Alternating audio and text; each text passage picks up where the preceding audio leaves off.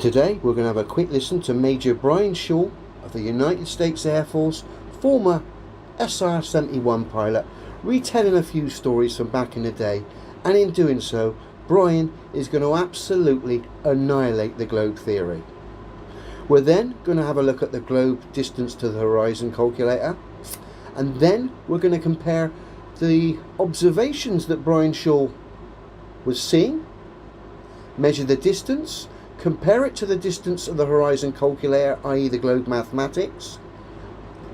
A big fail, I can tell you. And then we're going to use Google Earth to try and recreate Major Brian Shaw's observation. Testing Google Earth and testing the globe at the same time.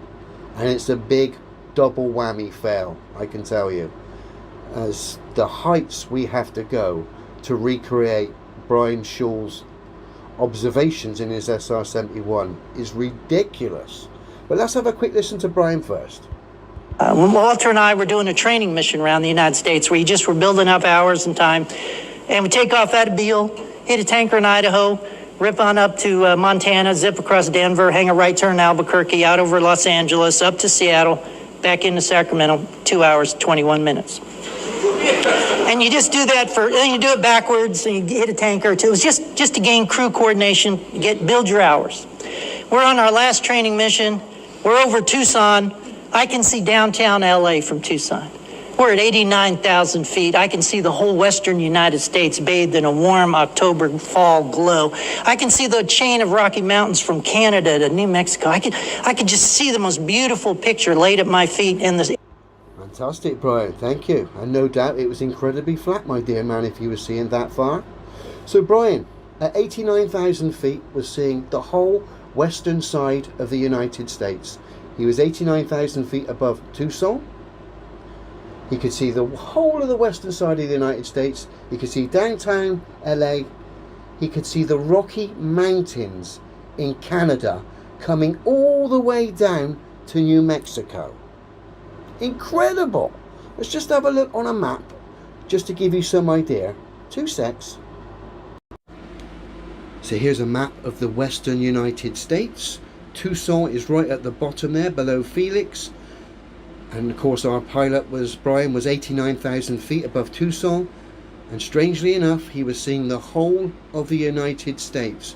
Not only that, he was seeing the Rockies come down from Canada all the way down to New Mexico.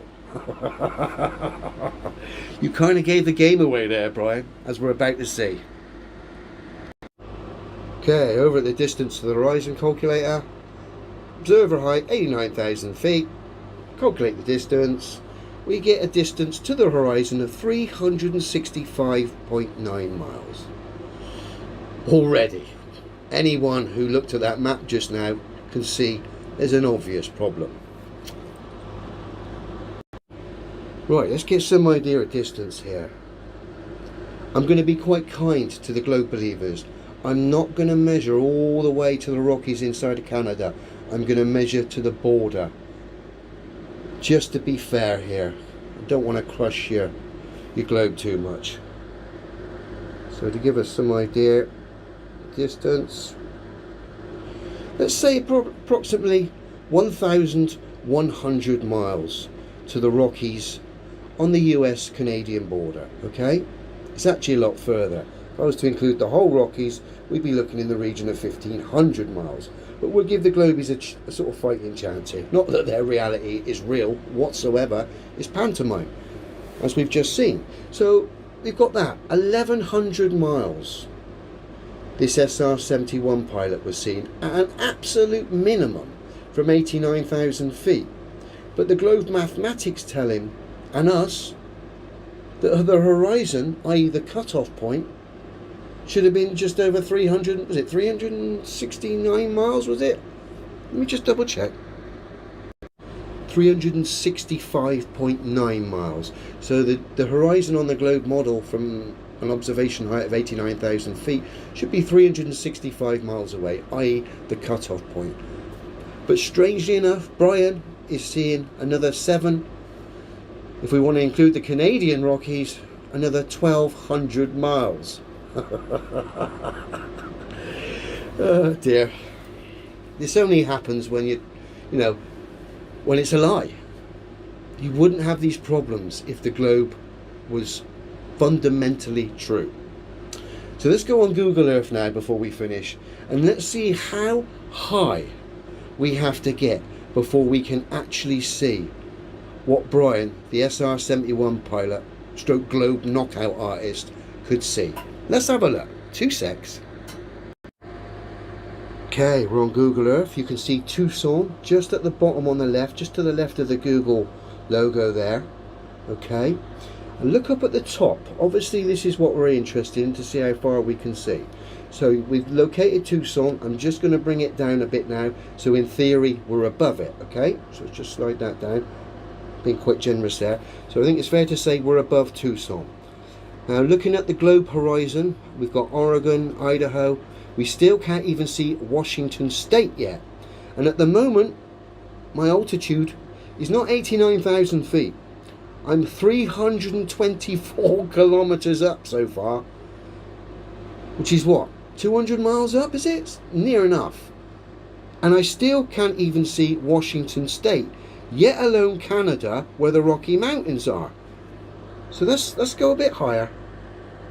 Right, Washington's just popped into view there, which is just before the Canadian border. So what height am I? 373 kilometers up, and I still can't see Canada. That's behind the ball. But strangely enough, the SR-71 pilot could see all this and more from 89,000 feet.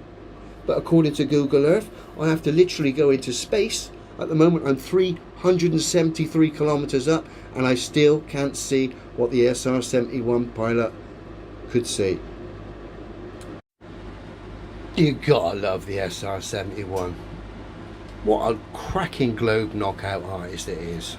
And of course the observations of the SR-71 pilot are only possible if the Earth is a level plane. We've seen how ridiculous the observations are on a ball. They don't work. The SR-71 literally has to go to space. What was it? Over 300, I think it was 370 kilometers up, and it still couldn't see all the things the SR-71 pilot was seeing from 89,000 feet. It just proves how silly the globe is. Google Earth mucked in and put the boot in on the globe there. So we thank you guys, the SR-71 pilot and Google Earth, for highlighting the absurdity of the globe theory. Thank you.